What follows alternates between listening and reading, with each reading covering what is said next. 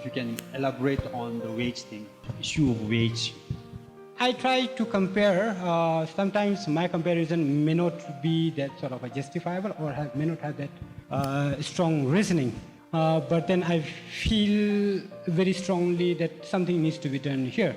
The current narrative or talk about, say, Australian rush is civil servants or those employed aren't earning enough to make out their living or maybe support their children or relatives. Now, if that is the issue or the case, how do we expect people earning, of course, the numbers might be minimal, earning 215 a day would make out a living? These issues aren't discussed. And why I'm quite vocal on these is, 3 governments came in. The first act they would endorse is pay raise. So that is being done through that parliamentary act. And efforts were being made, and also people, politicians on the campaign trail, they pledge to raise wage. But then when the issues are discussed, it just comes as a question or a motion in the parliament. Now, in that motion and the parliament act, you see the difference and the weight.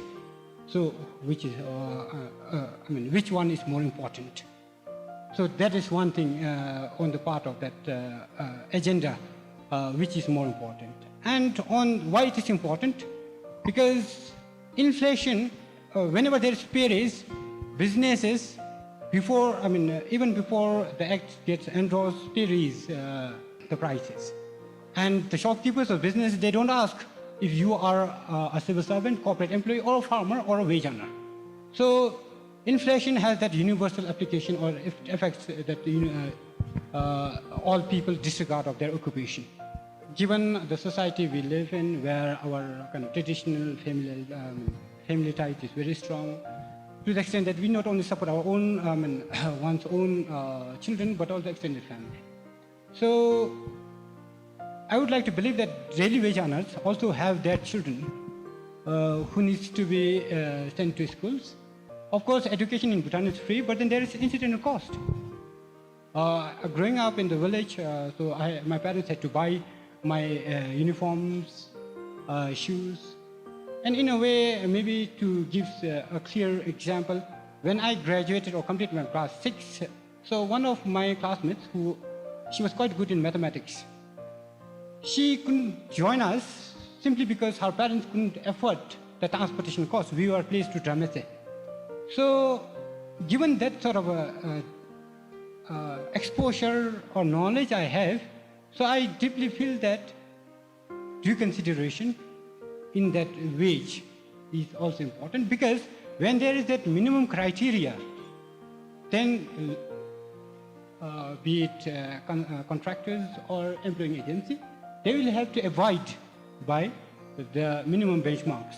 But then right now, of course, in informal market, wage has gone as high as 500, but then only those people who can afford it. Now, what if people aren't given? So there is no sort of instrument to claim or fight for it. So that was one thing. And sorry if I'm taking more time. The current reasoning is, if you raise wage, because the trimity which people pay in lieu of that imprisonment is based on national minimum wage. And if they increase that wage, so it will affect the people who are in conflict with law. Now, the question is, if you ask why, who commits crime? And who are the people most affected because of trimity? And if you go by the 2020 case, so monetary and matrimonial sort of cases are the highest. Who do the monetary transactions? I don't want to speculate because there's no reason. So we need to ask questions and come to that sort of a conclusion. And one reason recently was that sort of Bhutan's scale of rates, which civil engineering people might know more, has been increased to 450. So, but then it is just an assistive tool that people can use, contractors can use as a guide to estimate the project cost. So it has no that sort of a teeth to implement. So given that sort of reasoning, I don't really buy the current narrative that wage cannot be increased. And when the pay raise are being done, it is initiated by Pay Commission. And now the latest is the feasibility or the sustainability of wage raise is being studied by the World Bank. So that's not so good that the welfare of the least kind of hurt or least vocal are being taken care of by the external institution. So if the minimum wage is increased to 500, do you think a villager who have to employ somebody to work for a day can afford that 500 per day? That angle and other things, have you analyzed it when you have talked on the wage rate? Because minimum, they have said that minimum is 125, but national daily wage paid for a laborer is minimum is 250. And if you work, they are paid 215, if I'm not wrong.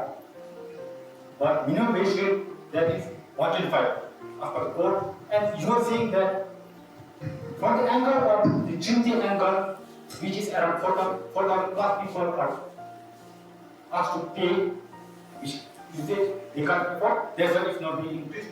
But a villager who has to employ somebody, because our own plans are there at the village, who have to do the field work and all the things, and you need to hire somebody for a day, and if the wage rate is 1,000 per day, then do you think all parents can afford it or not? Thank you very much, Atta. I believe you also studied ethical portion.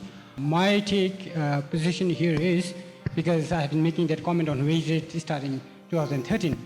So what I've thought about is, if people earn that amount, so they should be able to liquidate or get that amount. Because right now they get 215, and by the same token they will have to pay. But then one distinct attribute or the system that is there in the village life is labor exchange, lathap. So people, because we say non-skilled, but then people hardly get, minimal skills are required everywhere. And what people, even to this day, do is, people who don't have that source of cash, is they don't entertain cash payment. Rather, they go for that labor and they reciprocate with that labor exchange. And in a way, I think that helps people who do not have that sort of access to monetary earning. If going by Atta's argument is, if people can afford earn 215, they will have to, also incur 215. And by the same token, if they happen to get 500, so they will have that source, or at least minimal amount to be paid back.